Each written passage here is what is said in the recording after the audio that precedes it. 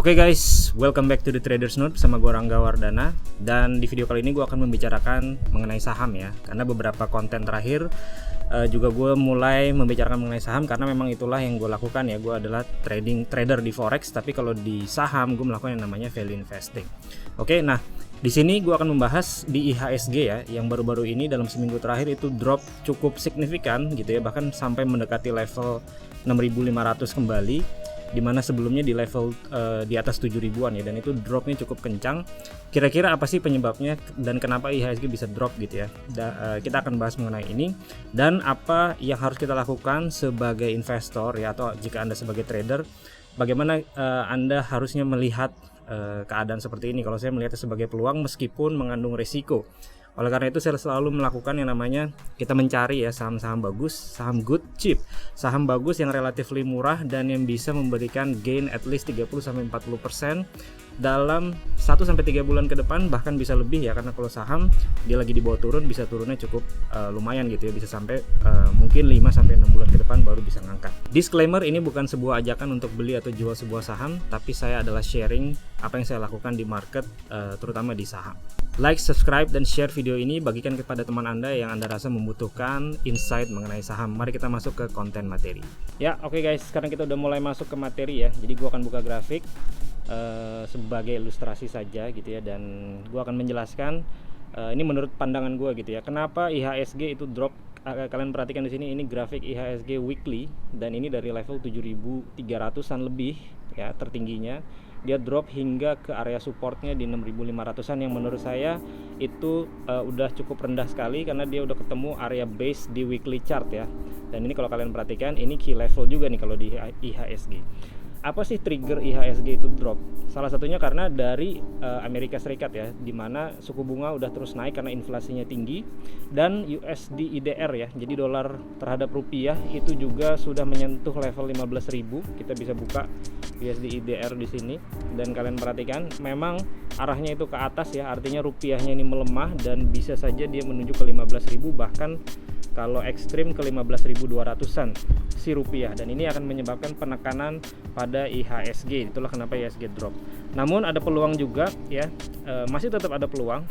Yang ini saya lihat justru memang dengan turunnya IHSG ini memicu banyak saham-saham dia akan terjadi switching ya. Jadi yang tadinya naik itu mungkin bisa turun seperti saham-saham teknologi, tapi saham-saham di sektor lain yang belum naik bisa justru malah menjadi momentum untuk naiknya pada kesempatan kali ini. Oke, jadi itulah yang akan gue lakukan. Gue tetap di video sebelumnya gue bahas mengenai saham ASA ya, dan itu gue juga beberapa bahas mengenai video mengenai saham. Ada PTBA, ITMG, dan beberapa saham lain juga yang sudah berjalan dan sudah cukup naiknya cukup besar. Gue taruh beberapa videonya, linknya di deskripsi di bawah. Untuk saham ASA yang sejak video terakhir kemarin saya buat, itu pun masih drop ya sekitar 20% mengikuti dari IHSG, tapi karena saya di sini adalah value investing, jadi saya tidak menjual saham saya, justru saya mencari momentum untuk masuk kembali ya secara berkala di saham ASA. Dan ini saham berikutnya yang saya akan bicarakan adalah si saham TOWR ya. Jadi ini adalah Sarana Menara Nusantara ya, saham TOWR yang bergerak di bidang menara ya, jadi telekomunikasi kurang lebih. Nah, kita akan bahas sedikit, dan ini menurut saya potensi yang cukup lumayan. TOWR merupakan perusahaan yang menyediakan penyewaan menara kepada operator telekomunikasi Indonesia. Jadi kalau kita pakai provider telepon gitu ya, itu kan dia harus sewa menara. Nah, sewa menaranya itu ke salah satunya si TOWR ini ya, Sarana Menara Nusantara. Oke, beberapa catatan yang cukup penting di sini adalah tingkat pertumbuhannya itu cukup tinggi ya, dari sisi pertumbuhan menara dan pertumbuhan sewa menaranya. Lalu catatan penting berikutnya juga terjadi akuisisi saham SUPR ya. Si TOWR ini dimiliki oleh bosnya Jarum ya, dan itu kita tahu salah satu manajemen yang terbaik juga karena sahamnya salah satunya adalah Bank BCA. Jadi ini memiliki saham TOWR ini. Oke. Emiten menara telekomunikasi milik grup Jarum, TOWR resmi mengakuisisi 94% saham SUPR dengan nilai transaksi 16,73 triliun. Ini bukan main-main. Lalu baru-baru ini juga dapat fasilitas perbankan 700 miliar pinjaman dari JP Morgan Dan di sini banyak berita ya, jadi katalisnya udah mulai cukup positif mengenai saham TOR ini. Dan salah satu poin pentingnya juga dari Protelindo ya, anak perusahaan milik TOWR yang memiliki pertumbuhan jumlah menara yang sangat baik ya. Jadi pertumbuhan jumlah menaranya itu rata-rata pertumbuhannya dalam 3 tahun terakhir adalah 11% ya. Dan untuk sewa menaranya, pertumbuhan jumlah sewa menaranya itu CAGR-nya atau rata-rata pertumbuhannya di 18%. Jadi menaranya tumbuh dan disewakannya juga sangat baik gitu ya. Dan kita baru-baru ini juga keluar laporan keuangan ya, bahwa si TOWR ini labanya 3,43 triliun atau tumbuh 20% ya. Jadi net income-nya itu dia tumbuh cukup signifikan dan kita lihat data di sini. Ya, jadi net income-nya menjadi 3,43 triliun untuk 2021 di mana sebelumnya itu 2,8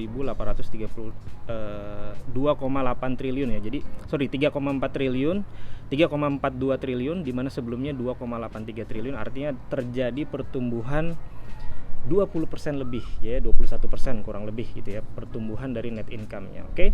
Nah, ini menjadi satu hal yang cukup penting karena salah satunya rule of thumb dari pertumbuhan perusahaan adalah price dibagi dengan pertumbuhan net income-nya. Jadi kalau ada net income yang cukup tinggi seperti contoh di sini 20%, biasa kita bisa melihat rasio PER-nya ya, price to earnings rasionya berapa, dan ini kita tahu si TOWR PER-nya itu 14. Dengan pertumbuhan net income-nya 20% ya, sama seperti video saya mengenai ASA, artinya ada rasio PEG rasio atau price dibagi earnings growth rasio itu di bawah 1,5, yang dimana artinya ini menjadi undervalue.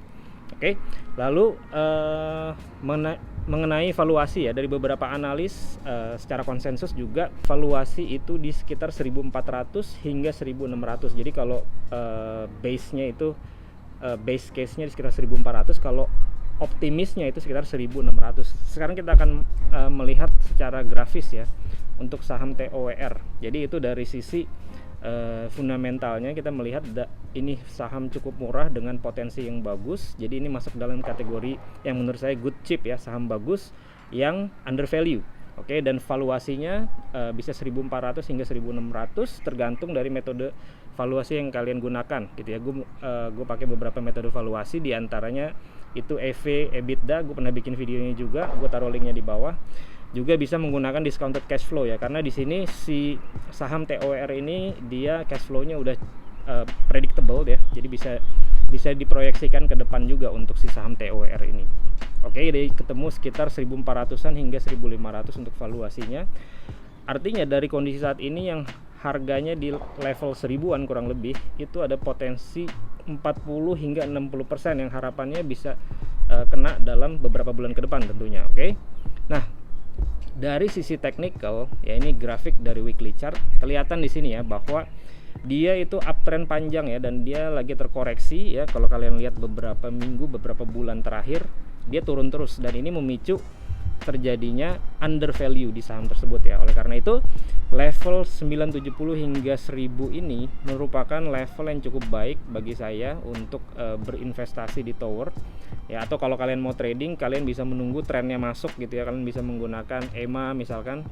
Kalau kalian mau trading ya, pastikan trennya masuk menjadi uptrend baru trading ya dengan menggunakan stop loss.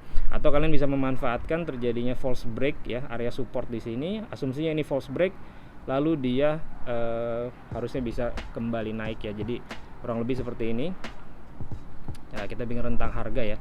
Kalau misalkan dia ke sekitaran 1.400 aja, di sini ada resisten juga, itu adalah 40% ya.